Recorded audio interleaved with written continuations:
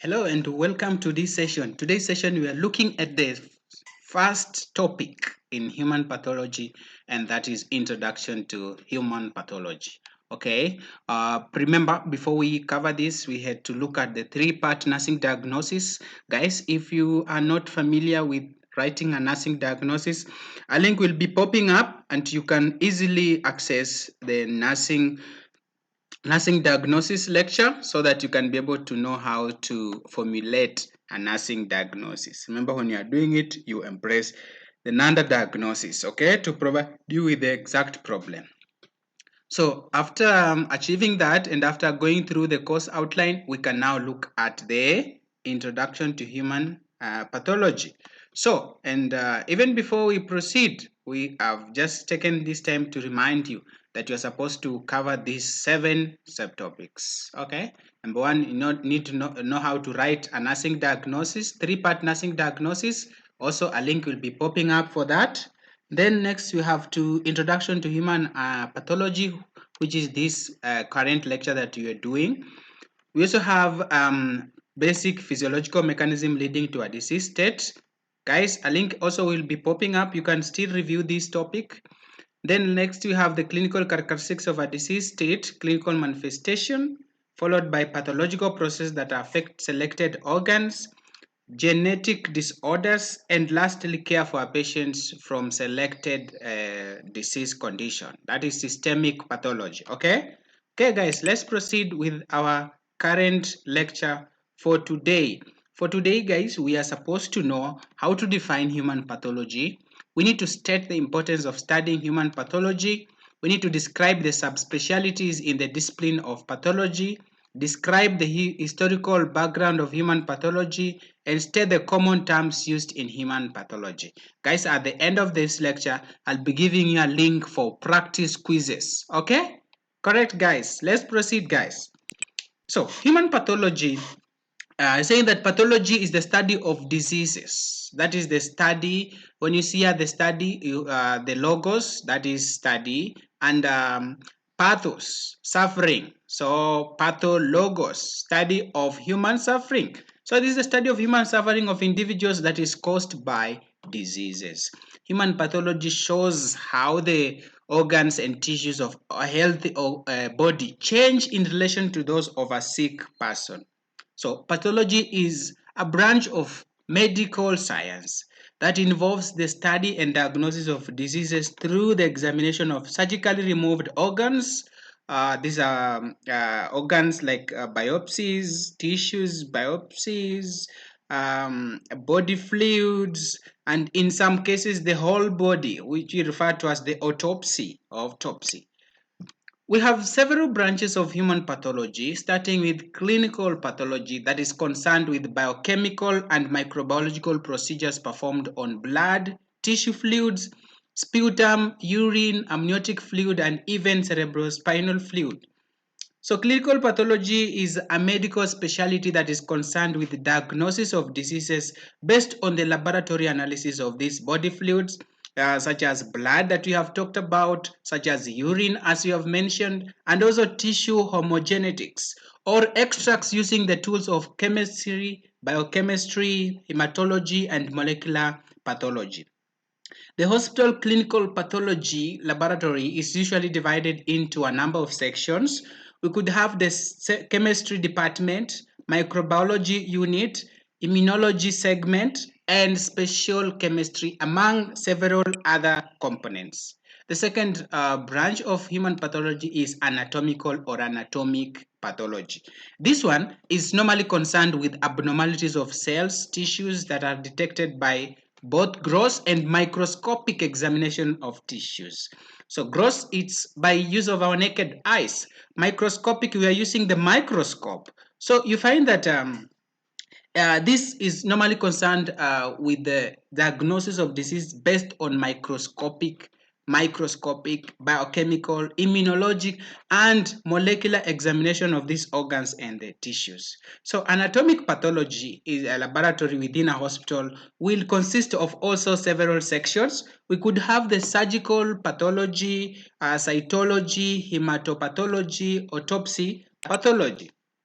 Someone will ask, what is the difference between clinical pathology and anatomic pathology? Simply, anatomic pathology will involve the examining of tissue taken from human body. We could have here types of biopsies. Okay, guys, a link for the types of biopsies will be popping up. You can review how many types of biopsies you know. So anatomic pathologists will play a critical role in determining an accurate diagnosis, while the clinical pathologist will be involved in conducting and overseeing laboratory tests on body fluids such as blood, urine, and also amniotic fluid. So cellular pathology include histopathology, which is the study of tissues, and cytopathology, which is the branch in which diagnoses are made from the study of affected cells. So both are important imaging disciplines. So those who participate pathology interpret an image acquired through microscopy, from which they deduce the relevant diagnosis and possible causes of a disease in question. They are then able to recommend treatment and predict the likely outcome of that disease. Hematology, we have several diseases that can affect the human blood. So hematology is the laboratory study of these diseases of blood. It is also a clinical discipline. So most hematologists will find that they need to work in both clinical settings and in the laboratory. Microbiology, on the other hand, is the study of infectious diseases such as cholera, tuberculosis, HIV, AIDS, and their various causes. This includes bacteriology, studying the viruses, virology, looking at the viruses, and mycology, looking at the fungi. So, it's the study of infections caused by fungi, okay, that studied in mycology, and protozoology, which is the study of infections caused by the protozoa, guys. Example of a disease caused by a protozoa? Malaria, guys. Okay, so chemical pathology is also known as clinical biochemistry. It's the study of body chemistry. It's done through the assays, which are the measures of levels of substances such as lipids, enzymes, electrolytes that are in blood or urine, guys. Immunology, on the other hand, is the study of defense mechanism protecting the body against a whole range of microbial and chemical pathogens. It's also the study of autoimmunity when the body's defense mechanisms break down. Genetics is the study of inheritance of various characteristics and various diseases or predisposition to other diseases. Genetics can either be clinically based or laboratory based. So those in the clinical area, such as the hematologists, will deal directly with patients, while those in the lab will use various techniques to diagnose genetic characteristics and predispositions. Guys, a link for genetic disorders again will be popping up. You can still review the different types of genetic disorders, from single gene mutations to polymorphic mutations, and so on and so forth, guys. Morbid anatomy is the old terminology that is normally used for post-mortem dissection. So forensic pathology is concerned with medical legal post-mortem, is related to this one. So morbid anatomy typically refers to a field of study or interest that normally explores the intersection of death, anatomy, and the macabre. Okay, it often involves the examination of historical medical specimens, artifacts, and we also have artistic representation related to the human body and mortality. So guys, from the branches, we can now look at the historical background of pathology. So the existence of this disease dates back as far as life itself. So throughout the ages, human has labored an innate curiosity, unwavering desire to unravel the enigmatic causes and the intricate mechanisms that underlie the ailments. So over the course of centuries, the quest for understanding has undergone a transformative journey, progressing from explanation rooted in supernatural beliefs to sophisticated domain of contemporary pathology. So this evolution mirrors humanity's tireless pursuit of knowledge about the complexities of afflictions that have plagued us since time immemorial. So there are four different eras of evolution in as far as pathology is concerned. We have the antiquity to AD 1500, and this period is characterized from the shift from religious beliefs to a rational approach to explaining the causes of diseases. This was followed by the second era, which dates between AD 1500 to AD 1800, and this is the era for gross pathology.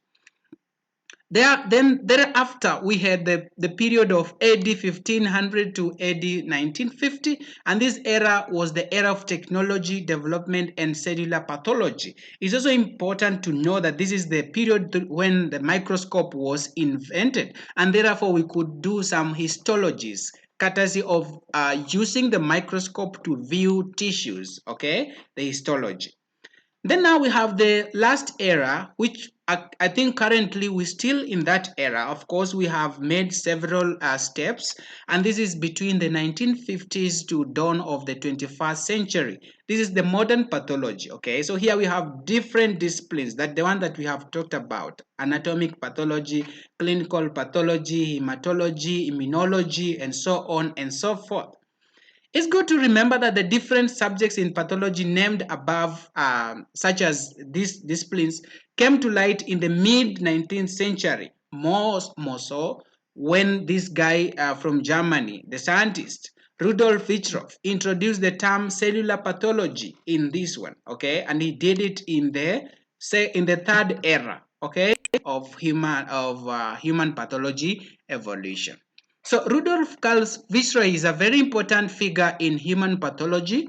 He's the one that is referred to as the father of modern pathology, or the father of cellular pathology, as well as the founder of modern medicine, evidence-based medicine, guys. We only treat malaria once we have been able to see a positive slide that shows the malaria parasites. Then we can be sure that this is what we are treating malaria, guys. Okay? And that's how important human pathology is. So the various subspecialties were the result of different techniques that each one used to come up with a diagnosis. Together, they are the backbone of clinical evaluation of a patient before definitive care and treatment can be given. Today, the boundaries, between the subspecialties are becoming more and more indistinct as modern techniques of diagnosis are applied to each. So guys, we can now try to end the lecture by defining a number of terms that is used in human pathology. And the first terminology I want us to define is a pathologist. Who is a pathologist? A pathologist is anyone who studies the disease process and can be described as a pathologist in that case. Although conventionally, the term is associated with those guys who normally have a day-to-day involvement in the providing services that help in diagnosing disease, or those carrying out research in pathology. What about diagnosis? Diagnosis is the determination, or we can say this is the labeling of a disease or a condition by scientific evaluations of the signs, symptoms, history, and laboratory test results. So there are different types of diagnosis. We could have clinical, differential, laboratory, nursing, or physical diagnosis. So clinical diagnosis, this one will be based on signs and symptoms observed during clinical evaluation, where healthcare professional will use medical expertise to analyze patient history that could involve the symptoms, and conduct physical examination to get the signs of disease and interpret these symptoms. Number two, we could have differential diagnosis. And differential diagnosis, this is the systemic process of distinguishing between conditions with similar signs and symptoms. So healthcare providers consider a large range of possible explanation, systematically eliminating or confirming each through additional test or examination. Laboratory diagnosis involves the use of medical tests and examinations on samples. It could be blood, it could be urine, it could be tissues, it could be amniotic fluid, okay? Just to identify or rule out particular disease or condition. So medical laboratories employ various techniques such as blood test, imaging test, microbiology, cultures, and we also genetic counseling for quantitative and qualitative data supporting the diagnosis. Nursing diagnosis, on the other hand, involves identification of health issues nurses can address independently as a critical components of the nursing care. So nurses do assess patients' physical and psychosocial, psychological well-being. They identify the health problems, formulate care plans often in collaboration with other healthcare professionals. Lastly, we have physical diagnosis, whereby it involves the use of physical examination techniques, okay, to assess a patient's overall health and identify abnormalities. So physicians and healthcare providers will employ methods like palpation, percussion, auscultation, inspection, just to gather information about patient's physical state, helping detect abnormalities or the different changes. The other terminology is about disease and health, guys. Okay, guys, we already know that health is a state of absolute physical, mental, social well being, and it is more than just the absence of disease or infirmity. So, this definition actually, WHO came up with this definition in 1948, guys. That was a long time ago. So, health will involve someone, maybe someone being happy, just you aim to have a positive attitude regardless of whatever you are experiencing in life. You need to have adequate sleep of around 7 to 8 hours sleep daily.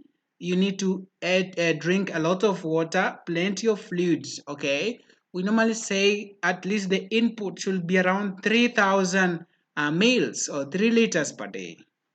You need good diet. That's the right balance between carbs, proteins, fats, vitamins, and minerals. Remember, this will be varying based on the condition that one may be suffering from. Lastly, we need to do exercise. Do exercise. Walk sometimes. Do some gardening. Use stairs. Move about just to be active. Okay.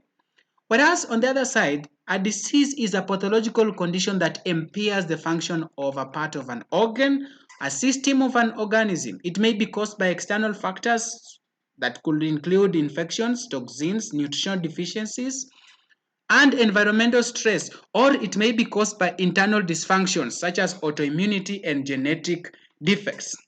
So disease is characterized by one identified group of symptoms and the signs.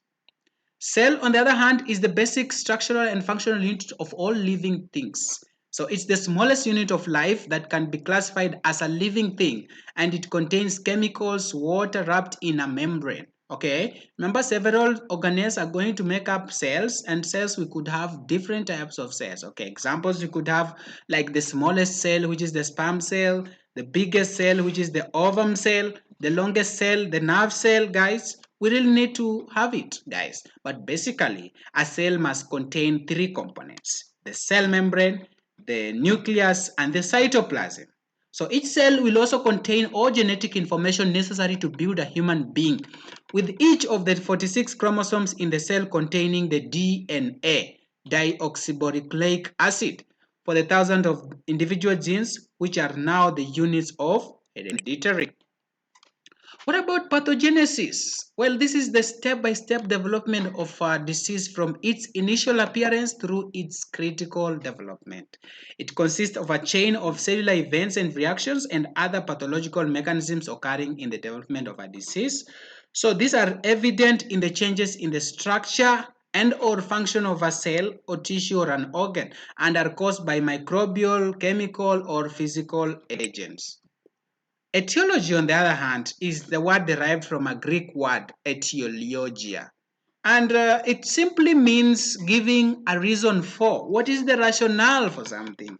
And this the term is mainly used in medicine. And it's the study of causation or origination, where it deals with the causes and origin of disease. So disease could be either known and you're able to state caused by bacteria, virus, protozoa, rickettsia, and so on. Or it could be unknown, what we refer to as idiopathic causes. So, etiology studies the factors which produce or predispose towards certain diseases or disorder. Finally, guys, we can look at the importance of studying human pathology. And it's very important for nurses to study human pathology because it enables us to study the human pathology and be able to bridge the gap between clinical and basic sciences. Okay, so and when doing so, we are able to know the study of causes, that is the etiology of diseases, where we say some diseases have known causes, others have unknown causes, idiopathic causes. So the study of underlying processes, pathogenesis, will help us understand how the signs and symptoms of a disease are going to be presented in a patient. And lastly, the basis, studying human pathology provides a basis for planning care for the management of human responses to illness. So you are able to know what happens. In summary, guys, human pathology is the study of human suffering for individuals caused by disease. It shows how the organs and tissues of a healthy body organ will change in relation to those of a sick person. And there are numerous subspecialties that make up the discipline of pathology, including cellular pathology, hematology, microbiology, chemical pathology, immunology, genetics, morbid anatomy. Mention them, there are so many. So these subspecialties are the backbone of the clinical evaluation of a patient before definitive treatment and care can be given to patients. Pathologists, you find they use various molecular, microbiology, immunological techniques to understand the biochemical, structural, functional changes that occur in cells and tissues and organs. So in order to come up with a correct diagnosis to guide care and treatment, pathologists must identify the changes in the general and or the microscopic appearance, or could be the morphology of the cells, tissues, and in the biochemical alterations in body fluids. All right. So guys, by the end of this one now, you really need to be able to, identify this or be able to attempt these questions to the satisfaction of the lecturer. You need to be able to define what is human pathology, state reason why nurses should study human pathology. You need to define common terminologies in human pathology like diseases, diagnosis, cell, and etiology. You also need to state the various subspecialties of pathology. And lastly, define who is a pathologist. Thank you guys. I hope the lecture has been informative. Okay. I hope you're going to use this information to improve the care of the patients in the nursing world. Thank you so much. See you again. Take care, guys.